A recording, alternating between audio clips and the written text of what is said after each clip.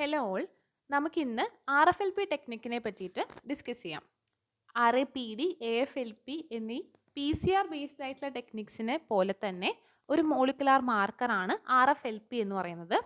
RFLP എന്ന് പറയുമ്പോൾ restriction fragment length polymorphism. Hybridization based ആയിട്ടുള്ള മോളിക്കുലാർ മാർക്കേഴ്സ് ആണ്. RAPDയും AFLP ഒക്കെ PCR ബേസ്ഡ് ആണെങ്കിൽ RFLP എന്ന് പറയുന്നത് ഹൈബ്രിഡൈസേഷൻ ബേസ്ഡ് ആണ്. 1975 DNA സീക്വൻസിൻ്റെ പോളിമോർഫിസം അതുപോലെ തന്നെ ജനറ്റിക് മാപ്പിങ്ങിന് വേണ്ടിയിട്ടാണ് RFLP മാർക്കേഴ്സ് കൊണ്ടുവന്നിട്ടുള്ളത്. അതായത് ഒരു ജീൻ എവിടെയാണെന്നുള്ളത് മാപ്പ് ചെയ്യാനായിട്ട്, അതുപോലെ DNA സീക്വൻസിൽ എന്തെങ്കിലും ചേഞ്ചസ് ഉണ്ടോ, പോളിമോർഫിസംസ് ഉണ്ടോ എന്ന് മനസ്സിലാക്കാനായിട്ട് RFLP ടെക്നിക്കുകൾ നമുക്ക് യൂസ് ചെയ്യാൻ പറ്റും. ഇവരുടെ അപ്ലിക്കേഷൻസ് അല്ലെങ്കിൽ പ്രിൻസിപ്പിൾസ് വരുന്നത് എവിടെയാണെന്ന് വെച്ചിട്ടുണ്ടെങ്കിൽ, ഒരു DNA സീക്വൻസ് നമ്മൾ എടുക്കുന്നു.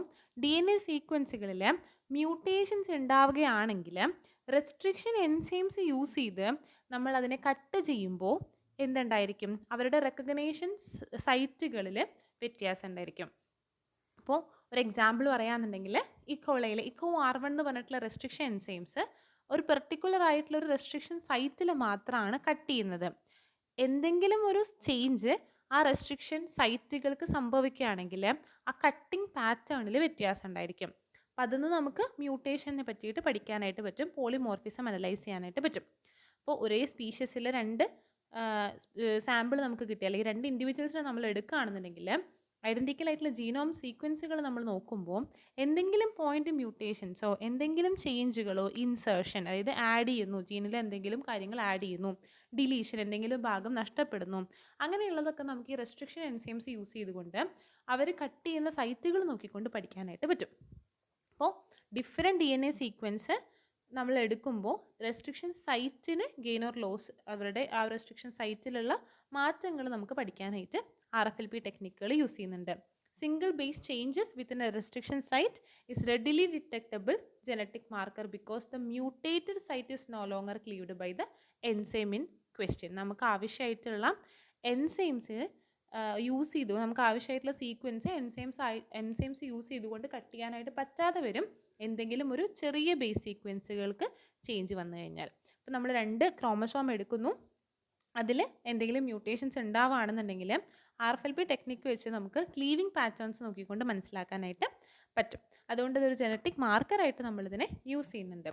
RFLP എന്ന് പറയുന്നത് ഹെട്രോജെനിസിറ്റി നമുക്ക് കണ്ടുപിടിക്കാനായിട്ട്, മാക്സിമം ഹെട്രോജെനിസിറ്റി 0.5 ആണ് കാണിക്കുന്നത്. ഏത് ഒരു സൈറ്റിൽ പ്രസൻ്റ് ആണോ ഇല്ലേ എന്നുള്ളത് മനസ്സിലാക്കാനാണ് മെയിനായിട്ട് യൂസ് ചെയ്യുന്നത്. അതായത് RFLP മാർക്കേഴ്സ് കോഡോമിനൻ്റ്ലി ആണ് ഇൻഹെറിറ്റ് ചെയ്തിട്ടുള്ളത്, റീപ്രൊഡക്റ്റബിലിറ്റിയും കൂടുതലാണ്.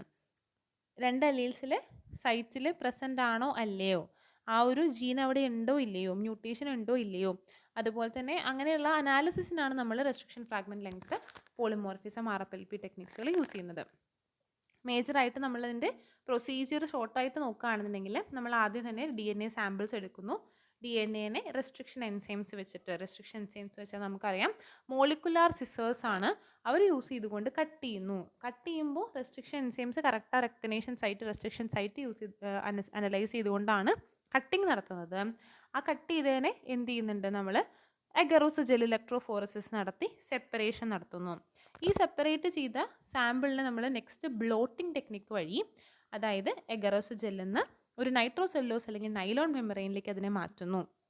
നെക്സ്റ്റ് അത് കഴിഞ്ഞിട്ടാണ് നമ്മൾ എന്ത് ചെയ്യുന്നത്, ഡിറ്റക്ഷൻ പോസിബിൾ ആക്കുന്നത്. ഇതിനെ ഹൈബ്രിഡൈസേഷൻ, ലേബിൾഡ് പ്രോബായിട്ട് ഹൈബ്രിഡൈസേഷൻ നടത്തി ഓട്ടോ റേഡിയോഗ്രഫി അല്ലെങ്കിൽ നമ്മുടെ എക്സ്റേസ് കടത്തി വിട്ട് നമ്മളതിൻ്റെ അനാലിസിസ് നടത്തുന്നു.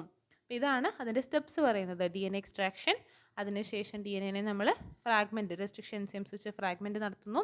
ഫ്രാഗ്മെൻറ്റ് ചെയ്ത DNA പിന്നീട് ഇലക്ട്രോഫോറസിസ് നടത്തി, ഇലക്ട്രോഫോറസിസിന് ശേഷം ബ്ലോട്ടിംഗ് നടത്തി ഓട്ടോ റേഡിയോഗ്രഫി നടത്തുന്ന ടെക്നിക്കാണ് RFLPയിൽ ചെയ്യുന്നത്. ഇതും ഒരു മോളിക്കുലർ മാർക്കറായിട്ടാണ് ആക്ട് ചെയ്യുന്നത്.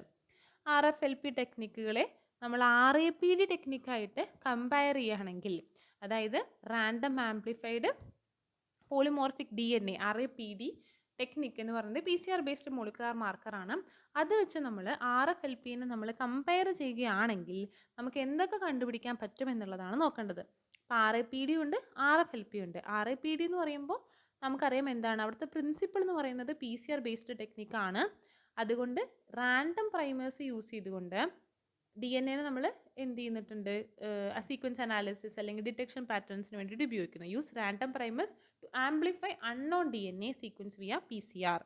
പ്രിൻസിപ്പിൾ ഓഫ് RFLP എന്ന് പറയുന്നത് എന്താണ്? Use of restriction enzymes to cut the DNA at specific site followed by gel electrophoresis. Gel ഇലക്ട്രോഫോറസിന് ശേഷം ജെൽ ഇലക്ട്രോഫോറസിന് മുന്നായിട്ട് ഫ്രാഗ്മെൻസിനെ കട്ട് ചെയ്യുക എന്നുള്ളതാണ് ഇവിടുത്തെ പ്രിൻസിപ്പിൾ എന്ന് പറയുന്നത്. ഇവിടെ നമുക്ക് RAPD ടെക്നിക്കിന് നമുക്കൊരു ചെറിയ സ്മോൾ എമൗണ്ട് ഓഫ് DNA ആവശ്യമുള്ളൂ. അതുപോലെ തന്നെ പ്രത്യേകിച്ച് വേറെ ഇൻഫർമേഷൻസ് ഒന്നും നമുക്ക് ആവശ്യമില്ല, കാരണം റാൻഡം ആയിട്ടുള്ള പ്രൈമേഴ്സാണ് ആഡ് ചെയ്യുന്നത്. പക്ഷേ RFLP ടെക്നിക്ക് എന്ന് പറയുന്നത് നമുക്ക് ലാർജ് ക്വാണ്ടിറ്റി DNA ആവശ്യമാണ്. റെസ്ട്രിക്ഷൻ സൈറ്റിനെ പറ്റിയിട്ട് മുന്നേ നമുക്ക് ധാരണ ഉണ്ടായിരിക്കണം, ഏതൊക്കെയാണെന്നുള്ളത് നോളേജ് ഉണ്ടായിരിക്കണം. ടെക്നിക്ക് എന്ന് പറയുന്നത് PCR ബേസ്ഡ് ആണ് RAPD, ഹൈബ്രിഡൈസേഷൻ ബേസ്ഡ് ആണ് RFLP. പോളിമോർഫിസം ഡിറ്റക്ഷൻ എന്ന് പറയുന്നത് detects difference in DNA sequence based on random amplification pattern. എന്നാൽ RFLP ടെക്നിക്കുകൾ എന്ന് പറയുന്നത് എന്താ ചെയ്യുന്നത്? Detect variations in DNA fragments length due to mutation at restriction site. Restriction സൈറ്റിൽ എന്തെങ്കിലും മ്യൂട്ടേഷൻസ് ഉണ്ടായിക്കഴിഞ്ഞാൽ അത് വെച്ചിട്ടാണ് നമ്മൾ എന്ത് ചെയ്യുന്നത്? DNA ഫ്രാഗ്മെൻറ്റ്സിനെ ഡിറ്റക്ട് ചെയ്യുന്നത്. പിന്നെ റീപ്രൊഡക്റ്റബിലിറ്റി എന്ന് പറയുന്നത് RAPDക്ക് ലോ ആയിരിക്കും. അതുകൊണ്ട് തന്നെ നമുക്ക് റിസൾട്ട് ക്യാൻ വാരി ബിറ്റ്വീൻ എക്സ്പെരിമെൻറ്റ്സ്. ഒന്ന് ചെയ്ത് കഴിഞ്ഞാൽ നെക്സ്റ്റിലേക്ക് നമ്മൾ നോക്കുമ്പോൾ റിസൾട്ട് ഒരുപോലെ ആവണമെന്ന് നിർബന്ധമില്ല. പക്ഷേ RFLP കുറച്ചുകൂടി നമുക്ക് റീപ്രൊഡക്റ്റബിലിറ്റി കൂടിയ ഒരു ടെക്നിക്കാണ്. അതുകൊണ്ട് തന്നെ കൺസിസ്റ്റൻ്റ് ആയിട്ട് റീപ്രൊഡക്റ്റബിൾ ആയിട്ടുള്ള റിസൾട്ട് നമുക്ക് കിട്ടും. പിന്നെ നമ്മൾ അതിൻ്റെ സ്പീഡ് നോക്കുകയാണെന്നുണ്ടെങ്കിൽ RAPD ഫാസ്റ്റായി നടക്കുന്നുണ്ട്. PCR ആയതുകൊണ്ട് തന്നെ ആംപ്ലിഫിക്കേഷനൊക്കെ ഫാസ്റ്റായി നടക്കും. പക്ഷേ RFLP സ്ലോ പ്രോസസ്സാണ്.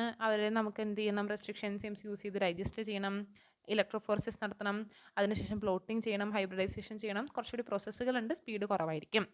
കോസ്റ്റ് എന്ന് പറയുന്നത് റിലേറ്റീവ്ലി ലോ കോസ്റ്റ് ആണ് RAPD. എന്നാൽ RFLP എന്ന് പറയുമ്പോൾ കുറച്ച് എക്സ്പെൻസീവ് ആണ്. കാരണം നമുക്കവിടെ എൻസൈംസ് യൂസ് ചെയ്യുന്നുണ്ട്, സദേൺ പ്ലോട്ടിങ് യൂസ് ചെയ്യുന്നുണ്ട്, ജെൽ ഇലക്ട്രോഫോറസിസ് യൂസ് ചെയ്യുന്നുണ്ട്. അപ്പോൾ അതിനൊക്കെ റിയേജൻസിനൊക്കെ എക്സ്പെൻസീവ് ആയതുകൊണ്ട് തന്നെ കോസ്റ്റ് കൂടുതലായിരിക്കും.